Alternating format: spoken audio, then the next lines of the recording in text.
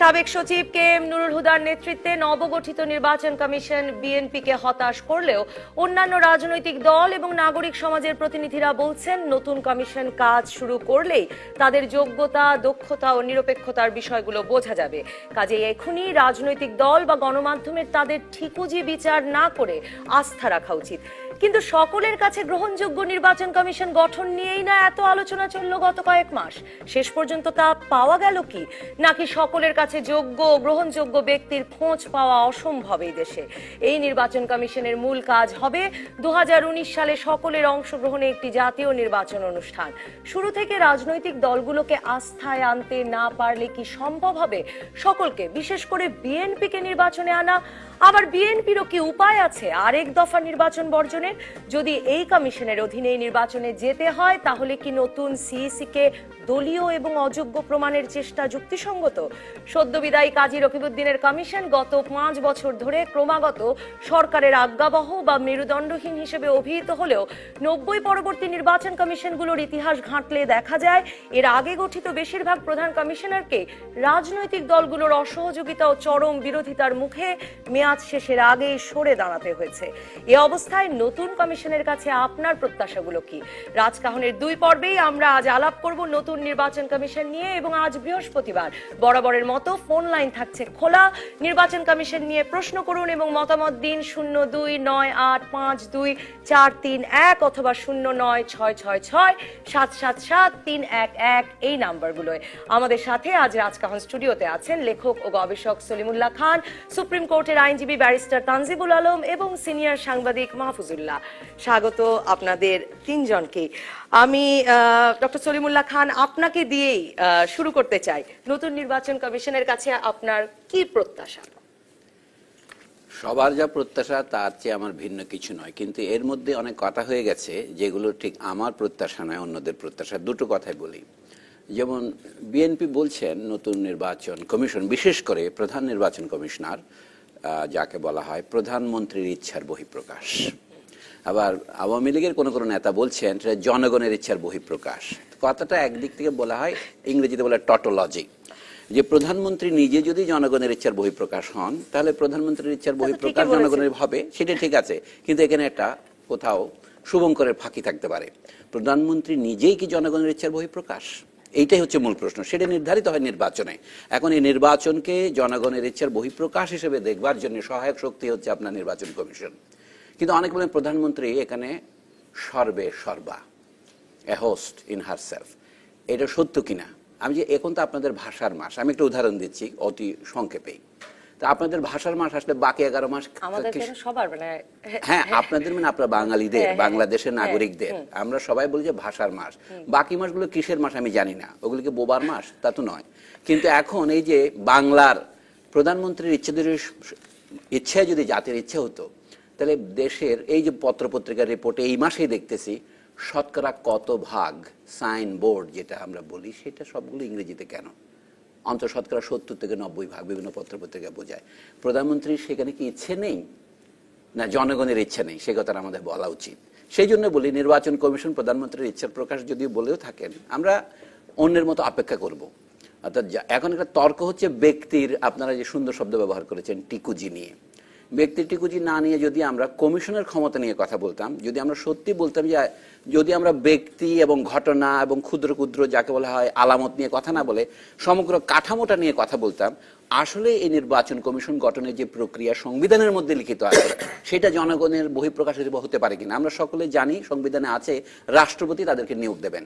রাষ্ট্রপতি কিভাবে নিয়োগ দেবেন সেটা না বলা থাকলেও একটা যাকে বলা হয় রেওয়াজ, রীতি, আমাদের যেটাকে আমরা বলি নজির আগে আছে, এটা দেখে আমরা অনুসন্ধান কমিটি করেছি। এই অনুসন্ধান কমিটি যেভাবে দিয়েছেন তা থেকে তিনি নিয়ে করেছেন জানলাম। তারপরেও এটা প্রধানমন্ত্রীর ইচ্ছার বহিঃপ্রকাশ কেন? সংবিধানের মধ্যে সেই বহিঃপ্রকাশের সুযোগ আছে, কিন্তু এই সংবিধান সংশোধন করা তারা কি বলবেন? আওয়ামী লীগের প্রত্যেকটি কাজ বিএনপি সমালোচনা করে, কিন্তু একটা বিষয়ে আমি অন্যান্য বিষয়ের মধ্যে তারা সকলে একমত, দেশে ইংরেজি সাইনবোর্ড থাকবে, আপনার টেলিভিশনের নাম ইংরেজিতে হবে। এই ব্যাপারে কোনো বিএনপি আপত্তি করেছে? কোনো আওয়ামী লীগ আপত্তি করেছে? অর্থাৎ তারাও একমত হতে পারে। আসল কথা হচ্ছে নির্বাচন কমিশনের বিষয়ে একটা আইন প্রণয়নের কথা, এই বিষয়ে তারা এখন একমত হতে পেরেছেন যে এটা আইনটা হবে না। আরেকটা বিষয় তারা যদি আইনমত করতে পারতেন যে না প্রধানমন্ত্রীর স্ট্রাকচারাল ক্ষমতা থাকবে না, সত্যিকার অর্থেই আমরা যেমন বলি বিচার বিভাগ নির্বাহী বিভাগ থেকে স্বাধীন হবে এবং স্বাধীন আছে আমাদের কাগজে, বাস্তবে কিনা সেটা নিয়ে আমরা তর্ক করতেই পারি। নির্বাচন কমিশন গঠনের যে ব্যাপক আইন যেটাকে বলে বিধিমালা, তানজিবুল আলম নিশ্চয়ই সে বিষয়ে আরো বিধি বলবেন। আমি বলছি সংবিধান যে ক্ষমতা বর্তমানে রাষ্ট্রপতিকে দিয়েছে, কিন্তু স্বয়ং রাষ্ট্রপতি তো প্রধানমন্ত্রীর পরামর্শ নির্ভর। তো সুতরাং প্রধানমন্ত্রীর ইচ্ছার বহিঃপ্রকাশ করলে তো আইনসম্মতই হয়। আমাদের কথা হচ্ছে এটা আইন বহির্ভূত হয় না। এখন আমরা কি আইন চাই না আইনের অর্থ চাই, এটা হচ্ছে আলোচ্য সূচি। আমার প্রত্যাশা হচ্ছে দেশে আইনের শাসন থাকবে, কিন্তু আইনটা কি সে বিষয়ে কথা বলার অধিকারই যদি আমার না থাকে, সে আইনের শাসন নিয়ে আমার কি হবে? ব্রিটিশ আমলেও আমাদের এখানে আইনি শাসন চলতো, তাই না? ওরা তখন আমাদেরকে যেভাবে ইংরেজরা উপকার করার জন্য ইংরেজি শিখিয়েছে, সেইটাই তো চলছে এখনো। মাহফুজুল্লাহ, মানে যেই প্রসঙ্গটি নিয়ে বিএনপিও বারবারই যেটা বলছে আর কি, এখন নির্বাচন কমিশন হওয়ার পরে, আগে তো আশঙ্কা প্রকাশ করছিলই যে প্রধানমন্ত্রীর ইচ্ছার বহিঃপ্রকাশই হবে। ডক্টর সলিমুল্লাহ খান পরিষ্কারই করলেন যে তাই হওয়ার কথা, মানে সংবিধান অনুযায়ী, আইন অনুযায়ী। কিন্তু বিএনপি বলছে, এবং এখনো তারা আসলে এটা স্পষ্ট করেছে যে তারা মনে করে না যে এই নির্বাচন কমিশনের অধীনে অবাধ, সুষ্ঠু, নিরপেক্ষ নির্বাচন হতে পারে। এই অবস্থায় আসলে নতুন নির্বাচন কমিশনের কাছে আপনার প্রত্যাশা কি? মানে এসেই তো তারা একটা ধাক্কা খেলেন এখন আসলে। আচ্ছা, শুরুতে সলিমুল্লাহ খান ভাষার মাস সম্পর্কে বলতে গিয়ে বেশ কিছু প্রসঙ্গ এনেছেন, সম্ভবত এটি আজকের আলোচনার বিষয় না, কিন্তু তারপরে আমি যেটা বলতে চাই যে আমাদের ভাষায় এত বিদেশি ভাষার অনুপ্রবেশ ঘটেছে যে আজকে ইচ্ছা করলো আমি বাংলা অক্ষরে ইংরেজি নাম লিখতে পারবো, কিন্তু সবটা বাংলা ভাষায় কতখানি করা যাবে সে ব্যাপারে আমার সন্দেহ আছে। হয়তো সলিমুল্লাহ খানের এই বিষয়ে সন্দেহ নাই, কারণ আমি নিজে ব্যক্তিগতভাবে মনে করি যে ইংরেজি হচ্ছে সারা পৃথিবীতেই এবং বিশেষ করে বাংলাদেশিদের জন্য এইটি হচ্ছে এখন তার বেঁচে থাকার বা তাদের কর্মের বা তাদের জীবনের জন্য ভাষা। জানেন যে এই ফেব্রুয়ারি মাস আবার গণমাধ্যমের জন্য একটা মৌসুম, এই বিষয়টি নিয়ে আলাপ তোলার যে আমি সেখানে যাচ্ছি না, সাইনবোর্ড যাইনি। আমি বলেছি আপনার একটা বিশেষ উদাহরণ দিয়েছেন, আপনার ঢাকা শহরের ব্যবসা বাণিজ্যের যেগুলো সাইনবোর্ড, তার শতকরা কতটা বাংলা হরফে লেখা, কেন এটা লেখা যাবে না? নির্বাচন কমিশনের প্রসঙ্গেই আসি, কমিশন অবশ্যই একটা ইংরেজি শব্দই বটে। হ্যাঁ, তো দ্বিতীয় কথা হচ্ছে যেটা, এই যে আমরা যে আলোচনা করছি, আমি জানি না সলিমুল্লাহ খানের ভয় লাগে কিনা, আমার কিন্তু ভয় লাগছে আজকে থেকে নির্বাচন কমিশন সম্পর্কে আলোচনা করতে গিয়ে। সেটা হচ্ছে আসার আগে একটা খবরে দেখলাম যে একটি টেলিভিশন চ্যানেলের উপস্থাপক ও প্রধান বার্তা সম্পাদকের বিরুদ্ধে মামলা করেছেন একজন আইনজীবী নির্বাচন কমিশন সম্পর্কে কটূক্তি করবার জন্য, এসএ টিভির। তো তারা যে অনুষ্ঠান করেছেন সেই অনুষ্ঠানে কোনো কটূক্তি হয়েছে বলে আমার কাছে মনে হয় না। এখন আমাদের দেশের আইনজীবীরা, with all due regards to Tanjib, তারা কিন্তু কয়েকজন আইনজীবী আছে যাদের নামের সঙ্গে আমরা পরিচিত কম বেশি, তারা কথায় কথায় মানহানি মামলা, কথায় কথায় এই মামলা ওই মামলা করেন, যেন তাদের আর অন্য কোনো কাজ নাই। আমি মনে করি যে এটা অত্যন্ত আইন পেশাকে মারাত্মকভাবে ক্ষতিগ্রস্ত করছে। আপনি কোনো কিছু আলোচনা করতে দেবেন না মুক্ত আলোচনার, সরকারকে দায়ী করবেন, মানে রাজনীতিবিদকে দায়ী করবেন মুক্ত আলোচনার বন্ধ করে দেয় বলে। এই যে আইনের একটা তথাকথিত খর্গ নিয়ে এসে আইনজীবীরা আমার বিরুদ্ধে দাঁড়িয়ে যান, আমার বিরুদ্ধে মামলা করেন, তো দেখা যাচ্ছে যে আইনজীবীরাই আমি যে আরেকটা মুক্ত পেশাকে ইয়ে করতে চাচ্ছি সেটার বিরুদ্ধে তারা দাঁড়িয়ে যাচ্ছেন। এখানে আমি এটা শেষ করি, এরপরে আসি নির্বাচন কমিশন সম্পর্কে। দেখেন, নির্বাচন কমিশন সম্পর্কে তো দীর্ঘ আলোচনা হয়েছে, আপনি এখানে আলোচনা করেছেন। নির্বাচন কমিশন সম্পর্কে মানুষের প্রত্যাশাটার প্রশ্নটা কেন এসছে সামনে, এর কারণ হচ্ছে যে বিগত দিনগুলোতে যে নির্বাচনগুলো হয়েছে সেই নির্বাচনগুলো সুষ্ঠু এবং গ্রহণযোগ্য নির্বাচন হয়নি। নির্বাচন কমিশন ভালো হলেই যে একটা সুষ্ঠু নির্বাচন হবে এমনটা মনে করবার কারণ নাই, কারণ নির্বাচনের জন্য আসলে যে তিনটি পক্ষ থাকে এর মধ্যে একটি পক্ষ হচ্ছে নির্বাচন কমিশন, আর দুটি পক্ষ হচ্ছে সরকার বা প্রশাসন, আর হচ্ছে রাজনৈতিক দলগুলো। অনেকে তর্ক করে বলেন যে রাজনৈতিক দলগুলো না, এখানে জনগণ হচ্ছে প্রধান স্টেক হোল্ডার। এটা আমরা তত্ত্বগতভাবে বলতে পারি যে জনগণ স্টেক হোল্ডার, আসলে রাজনৈতিক দলগুলি হচ্ছে স্টেক হোল্ডার, এবং এর মধ্যে বড় যে দুটি রাজনৈতিক দল তারা হচ্ছে প্রধান স্টেক হোল্ডার। এখন নির্বাচন কমিশন, আমি আমার ভোটটা ঠিকমতো দিতে পারলাম কিনা এটা আপনারা, সেটা না ওইভাবে আমরা প্রত্যেকে স্টেক হোল্ডার, কিন্তু যারা পুরো প্রক্রিয়াটাকে প্রভাবান্বিত করে তারা তো আমরা নই, তারা হচ্ছে রাজনীতি। আচ্ছা, এখন নির্বাচন কমিশন গঠন নিয়ে অনেক প্রশ্ন তুলেছেন যে প্রেসিডেন্টের এই ক্ষমতা ছিল কিনা। সার্চ কমিটি গঠন সম্পর্কে যেমন সংবিধানে লেখা নাই, সার্চ কমিটি গঠন করতে পারবেন না প্রেসিডেন্ট, এই কথাও কিন্তু লেখা নাই। কাজে ওইটা প্রেসিডেন্টের। এখন ওখানে যেই একটা ফাঁক হয়তো আছে, আমার কাছে যেটা মনে হয় যে সেটা হচ্ছে যে আইনের বিধানাবলী সাপেক্ষে প্রেসিডেন্ট এটা করবেন। তো বিধানাবলী সাপেক্ষে মানে এখন এটাকে আপনি ইংরেজিতে বললে একরকমের, বাংলায় বললে একরকম, কিন্তু মোদ্দা কথা আমি যেটা বুঝি এটা মানে হচ্ছে যে যতক্ষণ এটা না হবে ততক্ষণ পর্যন্ত সেভাবেই তো প্রেসিডেন্ট। চলছে এত বছর, মানে আচ্ছা, সাড়ে এবং 4 বছর। আমরা যে কাজটা করেছি এইবারের বিষয়টা আমার কাছে মনে হয়েছে গতবারের তুলনায় আর একটু সম্প্রসারিত বিষয়। এখানে আরো অনেক বেশি লোককে ইয়ে করা হয়েছে, সংযুক্ত করা হয়েছে। তারপরে কি আপনার প্রত্যাশিত নির্বাচন কমিশন হয়েছে? না, আমি আসছি সেখানেই, তো সেই প্রশ্নের জবাব দিচ্ছি। গোলমালটা বাঁধিয়েছেন আমাদের মন্ত্রী পরিষদ সচিব প্রথম থেকেই। তিনি কেন এই কাজটা করলেন এটা আমার কাছে মানে পরিষ্কার না। তিনি নামগুলি বললেন, সবই বললেন, প্রেসিডেন্ট ওখান থেকে 5 জনকে মনোনয়ন দিয়েছেন, ফাইন, ওয়েল এন্ড গুড।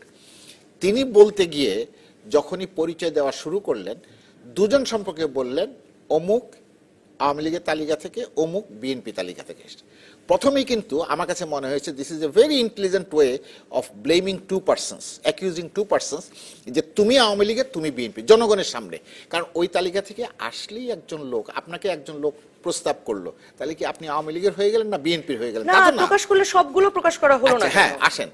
তারপরে উনি বলছেন যে প্রশ্নটা প্রথম কোথায় উঠেছে, যে এইরকম আপনার সিনিয়র ব্যুরোক্রেট যারা ইয়ে করছেন। এখন প্রধান নির্বাচন কমিশনার সম্পর্কে যে প্রশ্নটা উঠেছে, আমি তার অন্য রাজনৈতিক বিষয়ে যাব না, এখানে একটু তথ্যগত ঘাটতি আছে।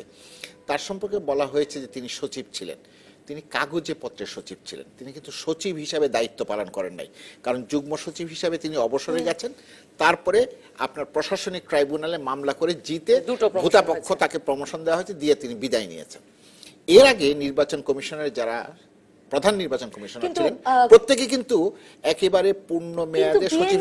এই আপত্তিটির পর আমি বেগম খালেদা জিয়ার উপরে খাটিয়ে আবার পড়ে দেখলাম যে বিএনপি নির্বাচন কমিশনারদের যে সব ক্রাইটেরিয়ার কথা বলেছে, সেখানে তারা কিন্তু লিখেছে যে মানে বেগম খালেদা জিয়া সেই রূপরেখায় যে ন্যূনপক্ষে যুগ্ম সচিব হতে হবে। তো তারাও প্রধান নির্বাচন কমিশনার না, প্রধান নির্বাচন কমিশনার না, নির্বাচন কমিশনার। হ্যাঁ, নির্বাচন কমিশনার প্রধান নির্বাচন কমিশনারের মধ্যে একটু পার্থক্য আছে, এবং এটা নিয়ে অনেক বিতর্ক হয়েছে যে কমিশন কাদেরকে নিয়ে গঠিত হবে, কে কমিশনের প্রধান হবে, এগুলো নানান রকম অতীতে আমরা বহুবার বিতর্ক শুনেছি। এখন যে বিষয়টা আসে, এখানে 2-3টা বিষয় সামনে চলে এসছে। এর একটা হচ্ছে যে প্রধান নির্বাচন কমিশনার কয়েকটা কমিটমেন্ট করেছেন গত কয়েকদিনে। তিনি বলেছেন তিনি কারো কাছে মাথা নত করবেন না। তিনি বলছেন তিনি রাজনৈতিক দলগুলো, আজকে বোধহয় বিবৃতি দিয়েছেন, রাজনৈতিক দলগুলোর আস্থা অর্জনের চেষ্টা করবেন। এবং এইবারে নির্বাচন কমিশনের একটা খুব বড় দিক হচ্ছে যে এই প্রথম একজন মহিলা কমিশনার নিযুক্ত হয়েছেন। এই কমিশনার তিনিও বলেছেন যে তিনি যদিও জেলা জজ ছিলেন, তিনিও বলেছেন যে তিনি রাজনৈতিক দলগুলোর আস্থা অর্জনের চেষ্টা করবেন। কিন্তু গোল বেঁধেছে গতকালকে আবার নতুন করে বিদায়ী যে কমিশন, নিন্দিত কমিশন, সেই কমিশনের প্রধান বলেছেন এই নির্বাচন কমিশনও তাদের মতোই কাজ করবে। তো এই কথা যে মুহূর্তে আপনি বলছেন, গোল কি সেখানে বেঁধেছে? আমি আবারও না গোল সেখানে, আমি বলছি যে এইটা যে মুহূর্তে আপনি বলে দেন, এবং ওই বিদায়ী কমিশনের একজন সদস্য দেখলাম একটা রাজনৈতিক দলের প্রধান সম্পর্কে যেই রকমের কটূক্তি করলেন, কোনো ভদ্র সমাজে এরকম কটূক্তি করা সম্ভব না। সেখানেই তাদের রাজনৈতিক অবস্থানের প্রতিফলন ঘটে।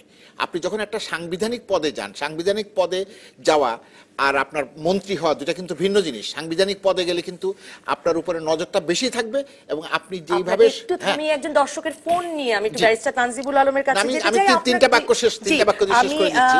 দর্শক, আপনার নাম বলে প্রশ্ন করুন বা মতামত রাখুন। জি, আসসালামু আলাইকুম। আমার নাম আশরাফুল ইসলাম, আমি ঢাকা থেকে বলতেছি। জি, আমার প্রশ্নটা মাসুদুল্লাহ স্যারের কাছে। আমি এই নির্বাচন কমিশন তৈরি মানে নিয়োগ দেওয়ার পর থেকে ওনাকে কয়েকটা টকশোতে দেখলাম যে উনি বিভিন্ন বিষয়ে মন্তব্য করলেন।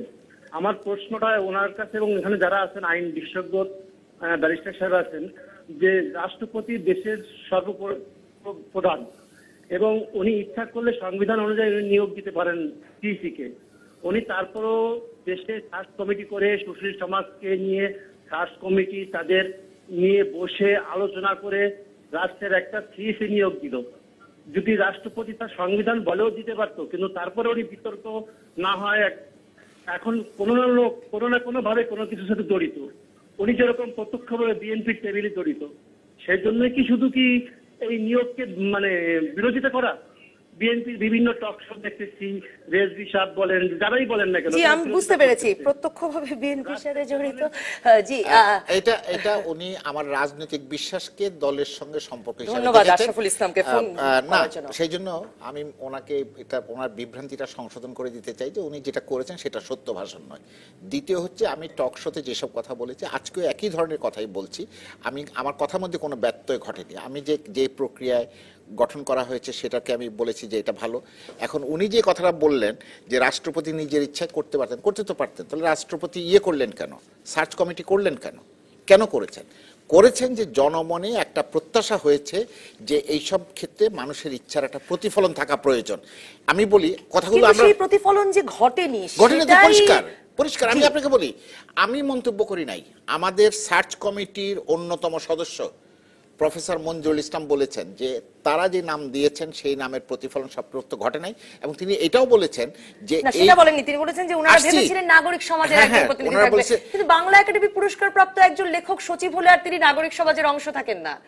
মানে মাহবুব তালুকদার না লেখক। না না না উনি আমলাতন্ত্রের লোক। ওনার জীবনের সর্বোচ্চ, শুনেন, একজন আমলা লেখক হতে পারে। আবু জাফর উবায়দুল্লাহর চেয়ে তো বড় আমলা বাংলাদেশে কেউ ছিল না, মানে আপনার বাংলাদেশ আমলে বা পাকিস্তান আমলে। তো তিনি তো কবি ছিলেন এবং তার কবিতাগুলো অত্যন্ত উঁচু মানের কবি, কিন্তু কেউ তখন আর তাকে তিনি কবি না, তিনি আমলা, ওটা তার পেশা। কবিতা তার লেখাটা তো তার পেশা না। কিন্তু উনি যদি আমাদের বন্ধু হুমায়ুনের মতন শিক্ষকতা ছেড়ে দিয়ে লিখতেন তাহলে উনি লেখক হয়ে সেই যেতেন। কপাল কি আর সব লেখকের হয়? আচ্ছা। বই মেলার মাস চলছে, বই বিক্রির অবস্থা নিয়ে আজও সারাদিন রিপোর্ট যাচ্ছে। আমি আসবো মাহবুবুল্লাহ, আমি শেষ করে দিচ্ছি, জি। তিনটা শব্দ দিয়ে শেষ করে দিচ্ছি। নির্বাচন কমিশনের সদস্যরা তো এখনো দায়িত্ব নেননি। 15 তারিখে তারা শপথ নেবেন। তারা শপথে যে বিষয়গুলো অঙ্গীকার করবেন, শপথে যে কথাগুলো লেখা আছে, আমরা আশা করব তারা তাদের সেই শপথের প্রতি অনুগত থাকবেন, বিশ্বস্ত থাকবেন, এবং খুব বেশি অপেক্ষা করার দরকার নেই। আগামী 2 মাসের মধ্যে 3-4টে খুব গুরুত্বপূর্ণ নির্বাচন হবে। সেখানে প্রমাণ হয়ে যাবে নির্বাচন মার্চ কমিশন মাসে কি ধরনের ভূমিকা পালন করছে। ব্যারিস্টার তানজিবুল আলম, আপনার প্রত্যাশা পূরণ হয়েছে কিনা, বা আপনি মনে করেন কিনা আসলে মানে রাষ্ট্রপতি এত আলোচনা, বাছাই কমিটি গঠন, বিভিন্ন প্রক্রিয়ার মধ্য দিয়ে যে নির্বাচন কমিশন গঠন করলেন তাতে মানুষের প্রত্যাশাই পূরণ হয়েছে কিনা? মাহফুজুল্লাহ বলছেন যে হয়নি। আচ্ছা, আমি হয়নি সরাসরি বলি নাই, আমি বলছি যে সেখানে ফাঁক আছে প্রত্যাশা। আর ওই আশরাফুল ইসলাম সাহেব যিনি আমাদের দর্শক হিসেবে ফোন করলেন, তিনি আবার সেটাই চ্যালেঞ্জ করছিলেন যে এটা ভাবছি কি করে আমরা।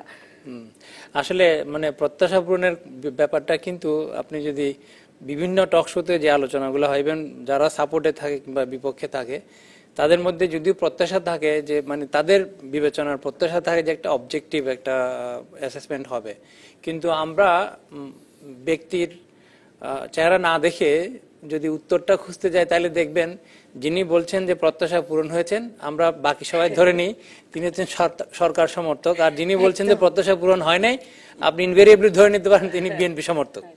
সো মানে এই ধরনের প্রত্যাশা পূরণের বিষয়টা আসলে রিয়েলি আপনার সাবজেক্টিভ ব্যাপার হয়ে দাঁড়িয়েছে। তো এটার ফলে জিনিসটা যেটা প্রমিনেন্ট হয়ে আসে সেটা হচ্ছে আসলে মানে জাতি হিসেবে আমরা অবজেক্টিভিটিটা আসলে মনে হয় পার্টি লাইনে চলে গেছে। মানে বিএনপি যারা সাপোর্ট করে তারা মনে করে, তারা যেটা মনে করে তাদের ভিউটা হচ্ছে টোটাল অবজেক্টিভ ভিউ, দেশের অবজেক্টিভ ভিউ, কিংবা একইভাবে বিএনপি ওয়ালারা আবার আওয়ামী লীগদেরকে অ্যাকিউজ করে যে তাদের ভিউ পয়েন্টটা অবজেক্টিভ না, এবং তারা যে অবজেক্টিভ ভিউ মনে করে সেটা আসলে এই যে পার্টি লাইন ভিউ, দুজনকে দুষছে। বাট আমার প্রত্যাশা পূরণ হয়েছে কি হয় নাই এই প্রশ্নটার উত্তর দেওয়ার আগে আপনাকে আইনগত প্রক্রিয়াতে যে প্রক্রিয়ার মাধ্যমে আপনার নিয়োগটা হয়েছে সেই বিষয়টা নিয়ে একটু আলাপ করতে চাই from constitutional point of view.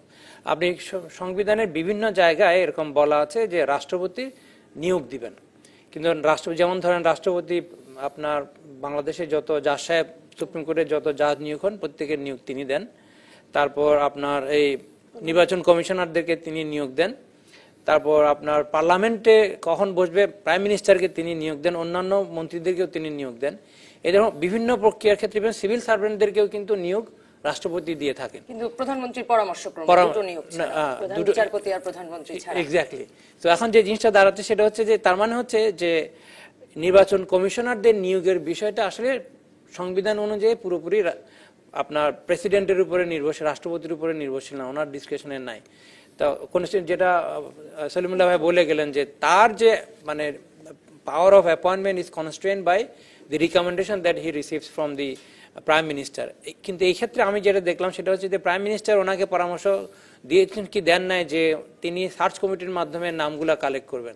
আপনি যদি এখন স্ট্রিক্ট লিগ্যাল প্রিন্সিপালের উপরে যান তাহলে ওই প্রক্রিয়ায় নিয়োগটা আসলে মানে সাংবিধানিকভাবে বৈধ প্রক্রিয়া নিয়োগ না। কারণ আপনি যদি মনে করেন যে সার্চ কমিটির মাধ্যমে সাংবিধানিক পোস্টে নিয়োগ দিতে হবে, তাহলে আপনি সুপ্রিম কোর্টের জাজদের যখন নিয়োগ দেওয়া হয় তখন তো আপনি এরকম প্রকাশ্য সার্চ কমিটি করে গঠন করে করা হয় না। সো কিন্তু প্রশ্নটা হচ্ছে যে এটা যদি মানে স্ট্রিক্টলি স্পিকিং লিগ্যাল প্রিন্সিপালের উপরে না হয়ে থাকে তাহলে এটাকে আপনি বৈধতা দিবেন কিভাবে? সেটা হচ্ছে না, হাইকোর্টে প্রিসাইসলি কমিশন গঠনের বৈধতা নিয়ে রিট চলছে। আমার কাছে মনে হয় ওই রিটটা এখন ইনফ্রাস্ট্রাকচার হয়ে গেছে, কারণ কমিটি যেহেতু এখন নাই। কিন্তু জিনিস হচ্ছে এটা এখন একটা দৃষ্টান্ত হিসেবে আসে, মানুষের মতামতের প্রতিফলন এভাবে হচ্ছে যে যেহেতু আমাদের দেশে বর্তমানে নির্বাচন কমিশনার নিয়োগের বিষয়ে কোনো সরাসরি আইন নাই, তাহলে এবং প্রতিবারেই নিয়োগ নিয়ে এক ধরনের সমালোচনা হয়ে থাকে। কারণ ইনভেরিয়েবলি এটা স্কেপ করার কোনো উপায় নাই যে যখন কোনো সরকার ক্ষমতায় থাকে এই পদে নিয়োগগুলোর প্রক্রিয়াটা সম্পন্ন করার দায়িত্ব সাংবিধানিকভাবে তাদের উপরেই বর্তায়। এখন তারাই যদি তাদের সাংবিধানিক দায়িত্ব পালন করে তাহলে বিরোধী দলে যারা আছে তারা মনে করে যে উনি এই সাংবিধানিক দায়িত্ব পালন করতে গিয়ে নিরপেক্ষতা হারিয়েছেন। যদি অন্য কোনো বিষয়ে যখন কাজ করে সরকার তখন তাদের নিরপেক্ষতা নিয়ে প্রশ্ন ওঠে না, কিন্তু যখনই এই ধরনের সাংবিধানিক পোস্টে নিয়োগের বিষয়টা আসে তখন এই প্রশ্নটা আসে। তাহলে এখন যে কারণ আছে নিশ্চয়ই, মানে কারণটা সবসময় সাবজেক্টিভ। যে ধরেন এখন আওয়ামী লীগ তো একমাত্র সরকার না যেটা সবসময় সবগুলা নির্বাচন কমিশন নিয়োগ দিয়েছে, বিএনপি যখন ক্ষমতায় ছিল তারাও নির্বাচন কমিশন নিয়োগ দিয়েছে। এটাও তো আবার সবসময় হয়ে এসেছে যে তারপরে কেউই মানে বিরোধী দলে যে থাকবে সে মেনে নিবে না। এক্স্যাক্টলি। তো তার মানে ব্যাপারটা এটা দাঁড়াচ্ছে সেটা হচ্ছে যখনই সরকার তার দায়িত্ব পালন করছে বিরোধী দলে যারা আছে তারা বলছে সে নিরপেক্ষভাবে দায়িত্ব পালন করে নাই। তো আপনারা দেখেছেন যে বিএনপি আমলে যখন নিয়োগ দেওয়া হয়েছিল বিচারপতি এম এ আজিজ সাহেবকে নিয়োগ দিয়েছিল তখন তো আমরা ওইটা দিয়ে আন্দোলনই শুরু করে দিলাম সবাই মিলে। তো নিরপেক্ষতার বিষয়টা এখন সবসময় করতে হয়েছে, আবু হেনা সাহেবকে সরে যেতে হয়েছে, বিভিন্ন জনকেই মানে 90 এর পরে। আমরা একটা বিরতির পর এসে আমি একটা বিরতি আমাকে নিতেই হবে, এসে আমি সলিমুল্লাহ খান আপনার কাছেই আসবো শুরুতে, যে এই যে মানে এখন রাষ্ট্রপতি করে ফেলেছেন মেনে নেওয়া উচিত এরকম কথা এই দর্শক যেমন বললেন, অনেক বিশেষজ্ঞরাও বলছেন, অনেক রাজনীতিকরাও বলছেন আসলে না মেনে নেওয়া রাজনীতিরও একটা শেষ সময় চলে এসেছে কিনা এই প্রসঙ্গটিতেও যেতে চাই। দর্শক থাকুন রাজকাহনে। ফিরে এলাম রাজকাহনে।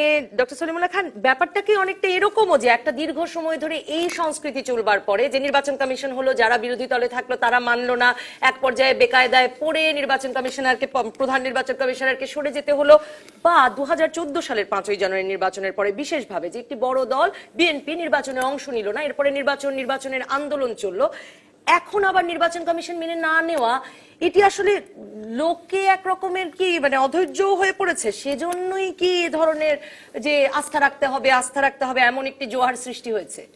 2014 সালের নির্বাচন প্রসঙ্গে এত আলোচনা হয়েছে প্রায় বমির উদ্রেক করবে, আমি করবো না। একটা কথাই শুধু, 2014 সালে বিএনপি নির্বাচনে অংশগ্রহণ না করার পক্ষে প্রধান যে যুক্তি দিয়েছিল সেটা হচ্ছে কি প্রধানমন্ত্রী যিনি ক্ষমতাসীন আছেন তার অধীনে নির্বাচন করবেন না। তো এখন তানজিবুল আলমের আলোচনার সময় আমি একটা ফুটনোট দিতে চেয়েছিলাম, আপনি থামিয়ে দিলেন নির্মম ভাবে। আমি সেটা বলি, সেটা হচ্ছে এখন যে নির্বাচন কমিশন মনোনীত হয়েছেন যাদের এখন শপথ হয়নি, তারা প্রধানমন্ত্রীর ইচ্ছা অনুসারে হয়েছে কিনা সেটা বলা যাবে না, কিন্তু এটা তো স্পষ্ট বলা যাবে প্রধানমন্ত্রীর ইচ্ছার বিরুদ্ধে হয়নি, কারণ সংবিধান তাকে সে ক্ষমতা দিয়ে তিনি এটা মেনে নিয়েছেন। সেটা পরবর্তীকালে আওয়ামী লীগ নেতাদের মধ্যে বোঝাচ্ছে। আর বিএনপির একজন সিনিয়র নেতা, সিনিয়র কিনা জানি না, আদার সিনিয়র, বলছেন ভাইস চেয়ারম্যান বলে, অদ্ভুত অনেকগুলো ভাইস চ্যান্সেলর আছে না, এটাকে ভাইস চেয়ারম্যান বোধ হয়, উনি বললেন যে 4 জন সদস্য সম্পর্কে আমাদের কোনো আপত্তি নেই বা আমাদের কোনো মন্তব্য নেই, কিন্তু প্রধান নির্বাচন কমিশন সম্পর্কে আমাদের বক্তব্য হচ্ছে তাকে সুযোগ থাকলে এখনই সরিয়ে বা বদলিয়ে আরেকজনকে নিয়োগ দেওয়া হোক। হয়তো ইনি অপ্রধান নেতা, এখানে দেখা যাচ্ছে বিএনপির মধ্যে 2-3 রকমের মত দেখা যাচ্ছে না, কিন্তু বিএনপি মির্জা ফখরুল ইসলাম আলমগীর 20 দলীয় জোটের সাথে বৈঠক করে আনুষ্ঠানিক যে প্রতিক্রিয়া দিয়েছেন সেখানেও তারা শুধুমাত্র প্রধান নির্বাচন কমিশনার সম্পর্কে তাতে বোঝা যাচ্ছে প্রধানমন্ত্রীর অধীনে নির্বাচন করতে তারা চান না, কারণ এই তাদের ভাষায় বলছি প্রধান নির্বাচন কমিশন তো প্রধানমন্ত্রীর ছায়া মাত্র, তো তারা একটা ছায়া কমিশনের অধীনে নির্বাচন করতে চান না।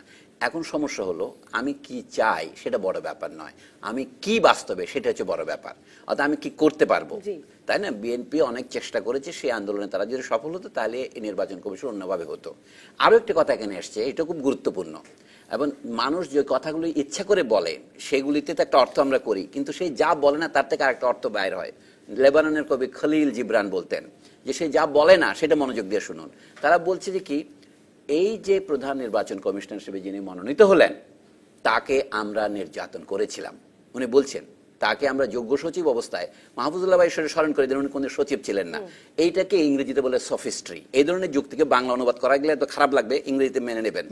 বাংলা বলে কুযুক্তি, বাংলাতে কুযুক্তি বলে এই জন্য যে উনি কোন সচিব হিসেবে কাজ করেননি, কারণ প্রধান নির্বাচন কমিশনার বা নির্বাচন কমিশনার হওয়ার জন্য ওই রকম সচিব হতে এমন কোনো কথা নাই। বেগম অতীতের যোগ্যতা হিসেবে বলা হয়েছে না, এটা তো এরকম নাই, যে কোনো নাগরিক হতে পারবে যদি তার ওই যোগ্যতা থাকে। কিন্তু আরো কথা আছে, তাদের যে ক্ষমতা, তাদের যে মান মর্যাদা, সেটা পরিষ্কার লেখা আছে হাইকোর্টের বিচারপতিদের সমান হবে। যদি বা যোগ্যতার ক্ষেত্রে বলা হয়নি, কিন্তু তাদের মান মর্যাদা, যেমন আরেকটা মাহফুজুল্লাহ ভাই একটা আমি বলবো বেফাস মন্তব্য করেছেন, সেটা আমাদের ফাঁস করে দেওয়া উচিত। সেটা মানে ফাঁস মানে গিরা দিচ্ছে, সেটা হচ্ছে যে এদের মধ্যে প্রধান নির্বাচন কমিশনার এদের চেয়ে অনেক বড়, কিন্তু এরকম ব্যাপার নাই। এটা হচ্ছে আমি বলি না সলিম, আমি বলছি এটা নিয়ে অতীতে তর্ক হয়েছে, আচ্ছা বললাম কে বড় কে ছোট, এটা নিয়ে তর্ক হয়েছে। আচ্ছা, এতে একটা ল্যাটিন প্রবাদ আছে, যেহেতু বাংলার সাথে ইংরেজি বলা যায়, একটু ইংরেজির সাথে ল্যাটিন বলা যায়, এটা হলো প্রিমুস ইন্টার পারেস, মানে ফার্স্ট অ্যামং ইকুয়ালস। তার ক্ষমতা আছে, আরেকটা বেশ কম আছে, যে অন্যরা আরেকবার নিয়োজিত হতে পারবেন প্রধান নির্বাচন কমিশনার হিসেবে, তিনি কিন্তু আর পারবেন না। অর্থাৎ লাভজনক বা অলাভজনক কোনো পদে তিনি যাবেন, এই সমস্ত ক্ষেত্রে তার ডিস্টিংশনটা আছে। কিন্তু কমিশন মনে রাখতে হবে একটা ইউনিট হিসেবে কাজ করে, কমিশন হিসেবে কাজ করে। সিদ্ধান্ত নিতে হলে তারাও সেখানে মেজরিটি হিসেবে সিদ্ধান্ত নেবে। একসময় 3 জন ছিল, এখন 5 জন হচ্ছে প্রধান নির্বাচন কমিশনার। সম্মানে একটা পার্থক্য তো নিশ্চয়ই আছে, যেহেতু প্রিমুস শব্দের অর্থই তাই, ফার্স্ট অ্যামং ইকুয়ালস, মানে ওই যে জর্জ অরওয়েলের মতো all are equal but some are more equal than others. আমি বলছি সিদ্ধান্ত গ্রহণের ক্ষেত্রে মোর ইকুয়ালরা যাতে সচিব পদমর্যাদার হলে এইটা। তারপর আরেকটা কথা হচ্ছে ভালো হতো, সেটাই নেতারা যে বলছেন তা আমাদের আমলে যেহেতু উনি আমাদের হাতে কিছুটা অসম্মান পেয়েছিলেন, ওএসডি হয়েছিল, এটা তারা ধরে নিচ্ছে ভাষাটা হচ্ছে নির্যাতনের। পরে তিনি রিইনস্টেট হয়েছেন এবং তাকে প্রতীকীভাবে সচিব পদ দিয়ে বিদায় দেওয়া হয়েছে সরকারি চাকরি থেকে। এইটাকে এখন তার অযোগ্যতা হিসেবে বলা হচ্ছে, আবার বলা হচ্ছে তিনি নিরপেক্ষ থাকতে পারবেন না। আমার মনে হয় আলোচনা যখন এই লেভেলে যায়, এটাকে ইংরেজিতে বলে ডিজেনারেশন, অর্থাৎ আলোচনার লেভেলটা রাজনৈতিক লেভেলে না থেকে এটা সাইকোলজিতে চলে গেল, ক্রিমিনালিটিতে চলে গেল। একজন মানুষের যেটা বোনাফি দে, মানুষের গুড ফেথ, সেটা না দিয়ে তারা এখন মালাফি দিতে চলে যাচ্ছেন। আমি বলবো যে একজন লোক শুরু থেকেই যেহেতু ভেতরে নিশ্চয়ই রাগ পুষে রেখেছেন, আমি বলছি আলোচনার এই লেভেলটি আমাদের রাজনীতির জন্য অত্যন্ত দুর্ভাগ্যজনক। আপনি যে সংস্কৃতি তুলেছেন মাহফুজুল্লাহ, এই লেভেলে আলোচনা আপনি যেমনটা একটা, আমি যদি একটু জিজ্ঞেস করি, আপনি এসএ টিভির এক সাংবাদিকের বিরুদ্ধে মামলার কথা বলছিলেন, গণমাধ্যমের যেরকম সমালোচনা চলছে গত কিছুদিন ধরে যে কেন এসব কুষ্ঠি ঠিকুজি বের করা হচ্ছে, রাজনৈতিক দলেরও চলছে। এই আসলে কি এই যে পারবেন না, ধারণা, পারসেপশনের উপর আমরা কথা বলছি, সেটা আর এখন অনেকের পছন্দ হচ্ছে না। সলিমুল্লাহ খান অনেক একাডেমিক শব্দ টব্দ এনে আলোচনা করলেন, তো আমি আর ওখানে যাচ্ছি না, কারণ আমি তার অত বিদ্বজন নই। তবে যেসব কথা উনি বলেছেন সেসব কথার একটা অন্তর্নিহিত আছে, সেটা হচ্ছে যে এটা একটা অ্যাটাক করা কতগুলো অবস্থানকে, যেগুলো মূর্খ অবস্থান, এগুলো অর্ধশিক্ষিত অবস্থান, এই সমস্ত। আর আপনি যে প্রশ্নটা তুললেন, এই প্রশ্নটা অত্যন্ত জরুরি হয়ে দাঁড়িয়েছে আজকে বাংলাদেশে, যে তাহলে মিডিয়া কি করবে? তাহলে আপনাকে টক শো বন্ধ করে দিতে হবে, আপনি আলোচনা করতে পারবেন না। কারণ প্রত্যেকটি মিডিয়ার টক শোতে বিভিন্ন মত এবং পথের লোকজন আসেন, রাজনীতিবিদরাও আসেন, রাজনৈতিক বিশ্বাস লালন করেন এমন লোকেরাও আসেন, এবং বাইরে এমন একটা ভেগ ধরেন মানুষ যারা যে আমরা কোনো রাজনীতির মধ্যে নাই, তারাও আসেন। তো সব ধরনের লোক আসে, তাহলে তো টক শো বন্ধ করে দিতে হবে। তো টক শোগুলো কেন করা হয়, বা মিডিয়া এই যে এক্সামিনেশনটা করে, স্ক্রুটিনিটা করে, কেন করে? মিডিয়াকে নিজের জন্য করে? ধরেন আজকে আপনি এখানে যে আলোচনাটা হচ্ছে, এটাতে কি ডিবিসি কি লাভ হবে? হয়তো ডিবিসি একটা পপুলারিটি, তার হয়তো একটা রেটিং বাড়বে, কিন্তু এই রেটিং কতখানি? কিন্তু আর বাংলাদেশের গণমাধ্যমকে তো ভোটও পাহারা দিতে হয়, তাতে খুব লাভ হয় তার নয়, কিন্তু ভোট কেন পাহারা দেয় গণমাধ্যম? কার জন্য পাহারা দেয়? পাহারা দেয় তো জনগণের জন্য, তার দর্শকের জন্য, তার পাঠকের জন্য, অন্য কারোর জন্য তো দেয় না। সে কোনো দলের পক্ষের জন্য তো দেয় না। কারণ ইলেকশনের সময় যে খবরগুলো মিডিয়াতে আসে, প্রত্যেকটা ক্ষমতাসীন দলের বিরুদ্ধে যায়। আপনি দেখবেন খবরগুলো যদি ওইভাবে বিশ্লেষণ, অধিকাংশগুলো।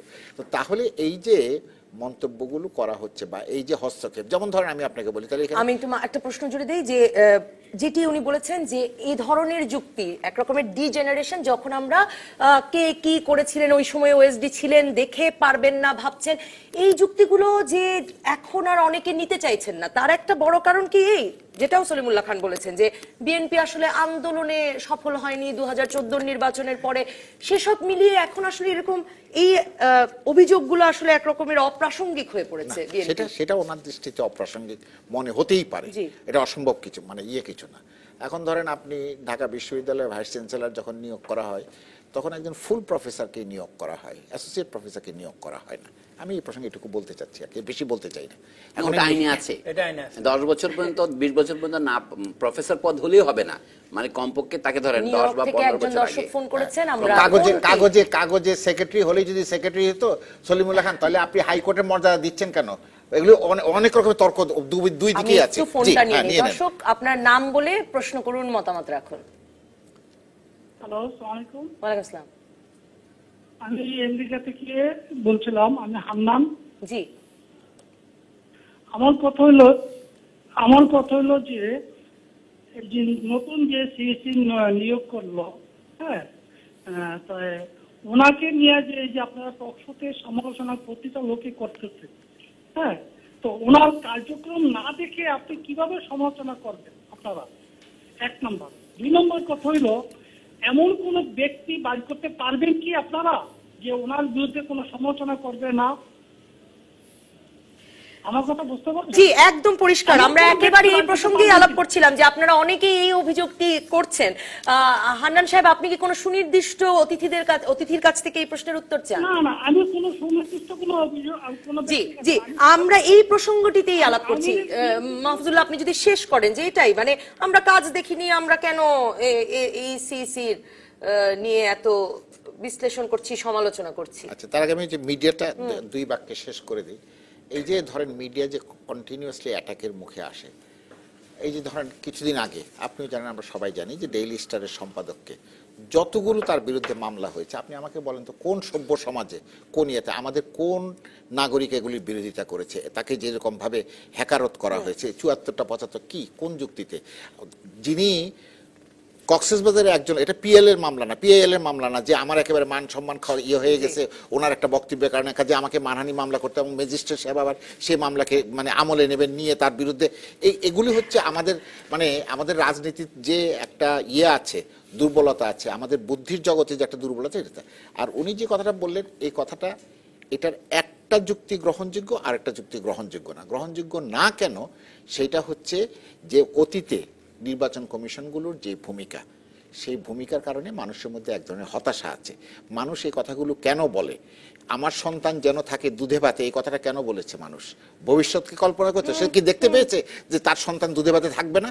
কাজে এই প্রত্যাশা, সন্তান দুধে ভাতে ছিল, সে হয়তো এই প্রত্যাশা করে না। কাজে আমি বলছি সেই কারণে এই মানে কথাগুলো একটা মানে জি, আপনি এই যেই প্রসঙ্গে কথা হচ্ছিল যে যাকে চিনি না, যার কাজ দেখিনি, এখনই কেন কথা বলছি আমরা, সেটাই বলছি যে এখন আমার কাছে যেটা টোটাল ডিসকোর্স দেখে যেটা মনে হয়, শুধু আজকের আলোচনা থেকে নয়, আপনি যে কোনো ফোরামে আলোচনার বিষয়টা খেয়াল করেন না কেন, বিএনপি আগে থাকতে একটা সতর্ক অবস্থান নিয়েছে, সেটা হচ্ছে সে তার ডিফেন্সটা রেডি রাখতেছে, যাতে করে পরবর্তীতে যদি ফলাফল তার পক্ষে না যায়, কিংবা সে যদি মনে করে যে আমার ডিমান্ড অনুযায়ী আমি যে প্রত্যাশা নিয়ে আশা করছি, কিংবা যে ডেলিভারেবলস আমি নির্বাচন কমিশন থেকে আশা করছি, সেটা যদি আমার মন মতো না হয়, তাহলে আমি স্মরণ করিয়ে দেব সবাইকে, আমি কিন্তু আগেই বলেছিলাম। এখন ডিফেন্সটা তৈরি করে রাখছে। আমার যে জায়গাটাতে আপত্তি, সেটা হচ্ছে যে মানে এখানে কিন্তু আসলে তর্ক জেতার কোনো বিষয় না। কমিশনের প্রথম 6টি সিটি কর্পোরেশন নির্বাচনেও তাই হয়েছে যে কারচুপি হচ্ছে, পরে জিতে গেলে আবার কোন দলই বাংলাদেশে কারচুপির কথা বলে না। হ্যাঁ, আমার কাছে বিষয়টা হচ্ছে সেরকম যে আপনি মানে যতটা না আসলে মানে বনের বাঘে খাচ্ছে, আপনি মনের বাঘকে সামনে নিয়ে এসে আগে থাকতে এক ধরনের মনের বাঘ না খাওয়ানোর জন্য, মানে মনের বাঘ যাতে না খায় সেটার জন্য কি সেরা লোকগুলোকে বেছে নেওয়া হয়েছে? মানে এখন ওনারা কিন্তু এটা বলছেন না এর চেয়ে কে সেরা হইতে পারতো, এটাও তো বলতে পারতেছেন না। তার মানে হচ্ছে যে আপনি মানে you are finding faults in every solution. আপনি যখনই কোনো ধরনের একটা পদক্ষেপ নেওয়া হচ্ছে সরকারের পক্ষ থেকে, আপনি বলছেন যে আপনি এখন কি করবে, তাহলে সরকার কি করবে যে আপনার পছন্দের লোকদেরকে দিবে তাকে খুশি করার জন্য, সেটাও তো আপনি প্রত্যাশা করেন না। তাহলে আপনি কি করলে অসুবিধা কি ছিল? না, প্রশ্নটা হচ্ছে সেটা হচ্ছে তখন তো আপনি বলবেন যে বিএনপির কথায় এখন সরকার চলে। হ্যাঁ, তখন অন্যরা একটা আছে, মানে সিচুয়েশনটা এমন হয়েছে যে আপনার শ্যাম রাখি নাকি কুল রাখি, কোনো দিকে আপনি কাউকে খুশি করতে পারছেন না। তো এই অবস্থায় আসলে তাহলে করণীয়টা কি? করণীয়টা সেই জন্য বলা হচ্ছে যে যখনই আপনি একটা ডিসিশন মেকিং পজিশনে থাকবেন, তখন আপনার যদি এরকম সব পক্ষকে খুশি করতে চান, কখনোই সম্ভব হবে না। তখন আপনার করণীয় হচ্ছে সেটা হচ্ছে যে নিজেকে খুশি রাখা না, you be objective as much as possible, যে আপনি নৈর্ব্যক্তিক থাকেন যতটুকু আপনার পক্ষে সম্ভব। কারণ আপনি যদি কালকে যদি আপনার আজকে যদি রকিব মানে নতুন যিনি নির্বাচন কমিশনার, প্রধান নির্বাচন কমিশনার সিলেক্ট করা হয়েছেন, তাকে না করে যদি ফর এক্সাম্পল আমি তর্কের খাতিরে যদি ধরে নিই যে আলী ইমাম মজুমদারকে যদি করা হতো, হ্যাঁ, তখন কিন্তু আরেক পক্ষ ঠিকই দাঁড়ায় আলী ইমাম মজুমদারের এই ব্যাকগ্রাউন্ড, উনি সম্পূর্ণ নিরপেক্ষ না। মানে আপনি যদি কাউকে সমালোচনা করতে চান, দূরত্বের কখনো ছলের অভাব হয় না। একটা বিরতি নিয়ে আবারও ফিরছি, এই আলোচনা একটা বিরতি দিতেই হবে আমাকে। দর্শক থাকুন, রাজকাহনে ফোন করুন। ফিরে এলাম রাজকাহনে আবারও। ডক্টর সলিমুল্লাহ খান, আমি তার আগে একটু তানজিমের একটা বক্তব্য একটু ওই তানজিম বললো না যে দুর্জনের ছলের অভাব হয় না। হ্যাঁ, দুর্জনের ছলের অভাব হয় না। আবার এইটাও ঠিক নয় এই অবস্থানটা যে সরকার যা কিছু করবে সবকিছু অন্ধ হয়ে মেনে নিতে হবে। আপনি গতকালকে একটা অনুষ্ঠান করছিলেন আমাদের নতুন এই যে নাগরিকত্ব আইন সম্পর্কে, এটা এখানে বলার প্রয়োজন মনে করি। আজকে সকালে একটা অনুষ্ঠান ছিল যেখানে আইনমন্ত্রী ছিলেন, আইন সচিব ছিলেন, গহর রিজভী সাহেব ছিলেন, প্রধানমন্ত্রী উপদেষ্টা। সেখানে এই যে আইনে আমরা যে প্রশ্নগুলো উত্থাপন করেছিলাম, সাধারণ নাগরিকরা, আইনজীবীরা না, সাধারণ নাগরিকরা, তার অনেকগুলো আইনমন্ত্রী ওখানে প্রকাশ্যে কমিটমেন্ট দিয়ে গেছেন।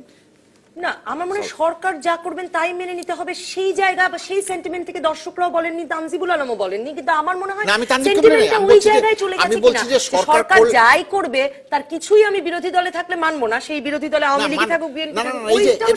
না, নবনীতা, এখানে আবার আপনারা শব্দটাকে ইন্টারপ্রেট করছেন। যখন সার্চ কমিটি হয় তখন বিএনপি কি বলেছে? আমি হতাশ। সে তো বলেন আমি সার্চ কমিটি মানবো না, এই কথা বলেছে।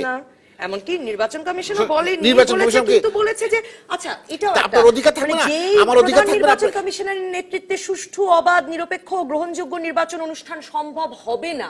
মির্জা ফখরুল ইসলাম আলমগীর বললেন একটা আশঙ্কা মানুষ প্রকাশ করতে পারবেন হবে না। তার মানে কি তাহলে কি নির্বাচন কমিশনের অধীনে কি বিএনপি নির্বাচনে যাবে না যাবে না?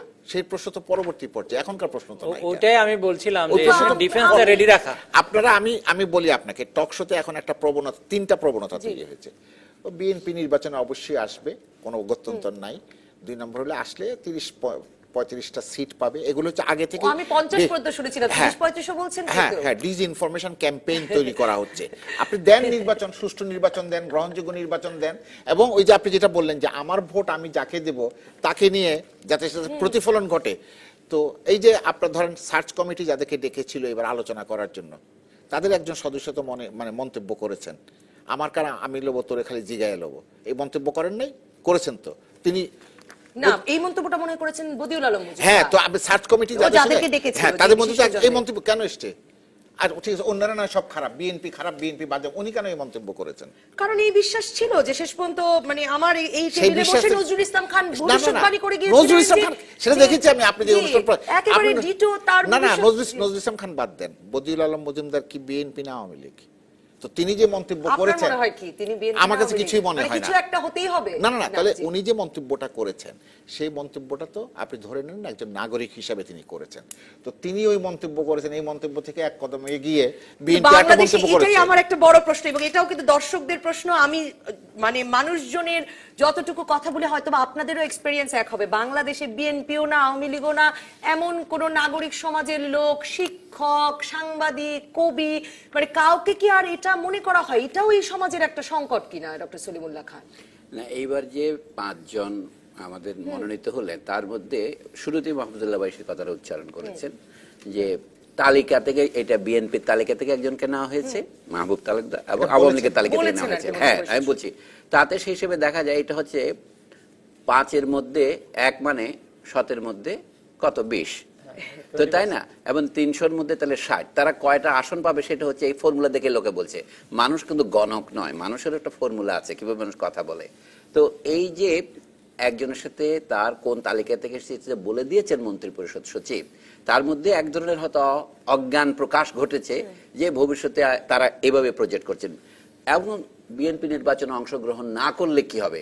আওয়ামী লীগ প্রায় বলছে বিএনপি ধ্বংস হয়ে যাবে, সে তার অস্তিত্ব বজায় রাখার জন্য করবে, কিন্তু আরো বড় বড় ধ্বংসতা নেমে আসতে পারে, কারণ ওইটা হচ্ছে রোজ কিয়ামত, সেটা কিন্তু কেউ দেখতে পায় না। নিজের মৃত্যুকেও কোনোদিন দেখতে পায় না, আমরা অপরের মৃত্যু দেখে নিজের মৃত্যু সম্পর্কে বিশ্বাস অর্জন করি। বা সর্বে আওয়ামী লীগের বিদ্রোহী প্রার্থীর মধ্যে হতে পারে। এখন তো অলরেডি নমুনা দেখা দিয়েছে, দেশে এখন নৈরাজ্যের একটা লক্ষণ দেখা দিয়েছে। সরকারের বিরুদ্ধে যদি একটা বিএনপি না থাকে, আমাদের আরো 5টা বিএনপি বানাতে হবে, যেখানে নাগরিকরা তাদের অধিকার রক্ষার জন্য কোনো কথা বলে না। এখন ধরেন তেল গ্যাস বিদ্যুৎ বন্দর রক্ষা কমিটি, এটা কি বিএনপি না আওয়ামী লীগ? বলেন। এখন সরকার তাকে বিএনপির দিকে ঠেলে দিতে পারে। বিএনপি যখন সমর্থন দিতে চেয়েছে, তাদেরকে দয়া করে সংবাদ সম্মেলন করে বলতে হয়েছে না না বিএনপি সমর্থন নেব না। এইটা কি বলে? এটা হচ্ছে লস অফ ফ্রিডম। স্বাধীনতা কাকে বলে? যখন আপনার অপশন বা পছন্দের বাছাইয়ের জায়গা থাকে, যেখানে আপনার কোনো অপশন থাকে না, ওই শাড়িটাই আপনাকে পড়তে হবে, ওই শাড়ির মধ্যে কারচুপি থাকতে হবে, এটা স্বাধীনতা নয়। না, আমার ন্যায্য আন্দোলনে বিএনপি আসলে পরেও আমি সেই সমর্থন নিতে পারবো না, আমাকে ঘোষণাও দিতে হবে। হ্যাঁ, কিন্তু নাগরিক অধিকার তাহলে কে রক্ষা করবে? নাগরিকরা যদি সংগঠিত হতে না পারে, আমরা তো বললাম জনগণের হাতেই সার্বভৌমত্ব, জনগণই মালিক। সংবিধানে তো নানা জায়গায় কথা লেখা আছে, কিন্তু জনগণ কিভাবে মালিক হতে পারবে যদি না তারা সংগঠিত শক্তি হয়? এই রাজনৈতিক দল গঠনের ফর্মুলাও আছে সংবিধানে, কারা রাজনৈতিক দল, তারা কিভাবে হবে দল পরিবর্তন করতে পারবে কি পারবে না। তার মানে নাগরিক অধিকার নানা দিক থেকে যে সংকুচিত, যেটা আরো বড় প্রশ্নে নিয়ে যায়। আমাদের দেশে গণতন্ত্র আছে বলে যেটা আমরা বলছি, এটা তো আমি মনে করি গণতান্ত্রিক প্রসিডিওর আছে, তারপরে এটা একটা মিথ। কথাটা শেষ আমি শেষ করছি। মার্কিন দেশে গণতন্ত্র আছে, সকলে আমরা মুখস্থ বলি না, কিন্তু গণতন্ত্র থাকলে সেখানে এরকম বর্ণবাদ থাকে কি করে? আমাদের দেশে যে হিডেন বর্ণবাদ আছে, আমি সেটা প্রমাণ হিসেবে দিতে বলি। তো আলাপ হতেই পারে। একদম শেষ মন্তব্য ব্যারিস্টার তানজিবুল আলম। এবং মানে আমার কাছে যেটা মনে হয় যে আমরা যত আলোচনাই করি না কেন, যে জিনিসটা প্রত্যেক আলোচনার সারমর্ম হিসেবে উঠে আসে, সেটা হচ্ছে যে জনগণের প্রত্যাশা যেটা, সেটা হচ্ছে যে আসলে এই দুই পার্টির যে কামড়াকামড়ি কিংবা অবিশ্বাসের যে একটা অবস্থান, যে আওয়ামী লীগ যত ভালো কাজই করুক না কেন বিএনপি বলবে না এখানে একটু খাদ আছে, কিংবা বিএনপি যত কিছুই করুক না কেন আওয়ামী লীগ সবসময় বলবে না ওদের মধ্যে উদ্দেশ্য সৎ না। জনগণ মনে হয় এমন একটা পর্যায়ে পৌঁছে গেছে যে দুই পার্টির মধ্যে যে অবিশ্বাসের যে দোলাচল, সেটা বন্ধ হওয়া উচিত। এবং আমরা যদি যে মিথিক্যাল গণতন্ত্র যদি বলি, সেটাকেও আমরা এগিয়ে নিয়ে যেতে চাই, মানে কিছুটা হলেও যাতে অর্জিত হয় মানুষের সাফল্য। কারণ আমরা একটু বুঝে গেছি, সেটা হচ্ছে যে দেশকে যদি উন্নতি করতে চায় তাহলে গণতন্ত্রের বিকল্প নেই। সেটা টুনকু গণতন্ত্র হতে পারে, সেটা উন্নতি যদি করতে চায় তাহলে পার্টিসিপেশনটা খুবই জরুরি। কিন্তু এই গণতন্ত্র বা সাংবিধানিক পদগুলোর উপর আস্থা রাখলে, ধন্যবাদ ব্যারিস্টার তানজিবুল আলম, মাহফুজুল্লাহ এবং ডক্টর সলিমুল্লাহ খান, কিন্তু আস্থা রাখলে আসলে প্রভাব মুক্ত থাকে কিনা বা প্রভাব মুক্ত রাখা হয় কিনা এই প্রতিষ্ঠানগুলোকে, প্রভাব মুক্ত ইসি সম্ভব, এই বিষয়ে আমরা আলোচনা করব পরের পর্বে। ফোন করুন, মতামত জানান। সঙ্গে থাকবেন বাংলাদেশ আওয়ামী লীগের সাংগঠনিক সম্পাদক ব্যারিস্টার মহিবুল হাসান চৌধুরী নফেল, বিএনপির সহ আন্তর্জাতিক বিষয়ক সম্পাদক অ্যাডভোকেট ফাহিমা নাসরিন মুন্নি এবং জাতীয় পার্টির চেয়ারম্যানের উপদেষ্টা ব্যারিস্টার শামীম হায়দার পাটোয়ারি। সঙ্গে থাকবেন আপনিও।